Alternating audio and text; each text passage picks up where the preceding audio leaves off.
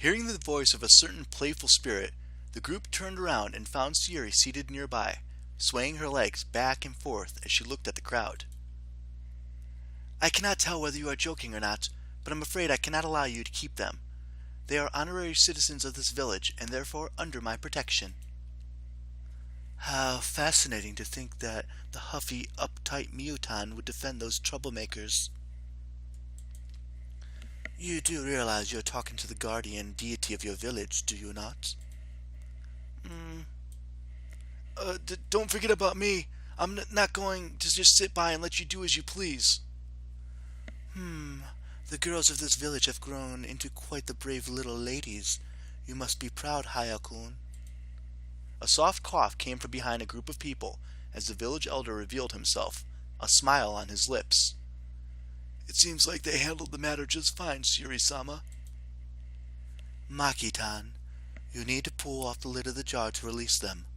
However, make sure you hold on to that stuff I gave you. It is your only means of channeling the necessary magic. Not everyone can be a prodigy like Meiko-chan.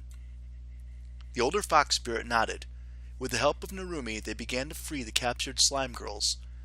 While the work continued, Sayuri eventually made her way towards me, a frown upon her face. I left out an important detail, Takahiro-kun. The gateway to your world has been opened, and will be closing again within a matter of minutes. If you wish to return to your world, you must leave now.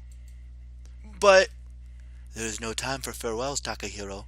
Leave now without your farewells, or will remain here in this village. Hey, where'd Takakun take off to? And Sayuri? I don't know. Perhaps they had things to discuss in private. Or maybe he's gone to win me another prize. Or went to get some food? I'm still a bit peckish. Recalling the promise I had made, I turned my back to the girls that had started gathering around to release the slime girls, and followed Sayuri as she picked her way through the streets and into the woods. It was unfortunate that I didn't get to say my farewells, but I had a goal to accomplish. It is a hard decision to make. However, I doubt that this is the last we hear from you, Takahiro. The spirit smiled. She pressed her hands against my shoulder, a light shove pushing me backwards. What was that for? Interrupted by a sudden dizziness, the last thing I heard was the spirit's amused whisper. Good luck. You're going to need it.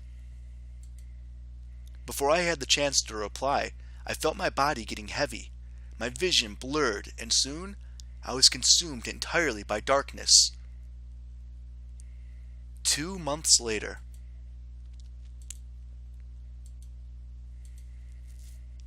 That's a lot of clicking. Here we go.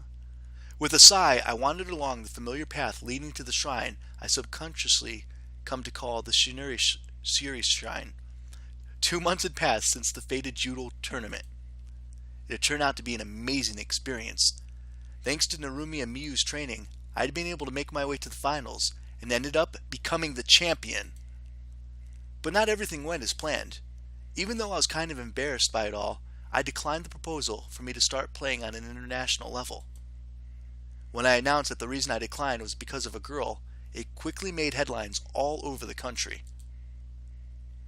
Rising judo star ends his career for the sake of true love. Many silly things ended up being written about me, but it did not matter. I had declined their offer because of the promise I had made to Meiko that I would return once I had finished my business in this world. But perhaps I'd been too naive, thinking that it would be as easy as that. I had been visiting the shrine every day for 2 months, praying and calling out for Sayuri, but nothing was ever answered. Knowing her, she's probably laughing her rear off at me, standing there shouting like this.